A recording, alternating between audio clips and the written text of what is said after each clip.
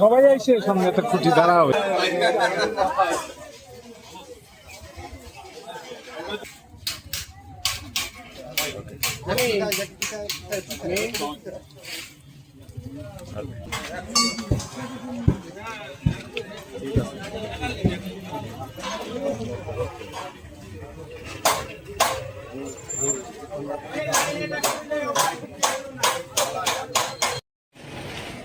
ফরিদপুর জেলা যুব দলের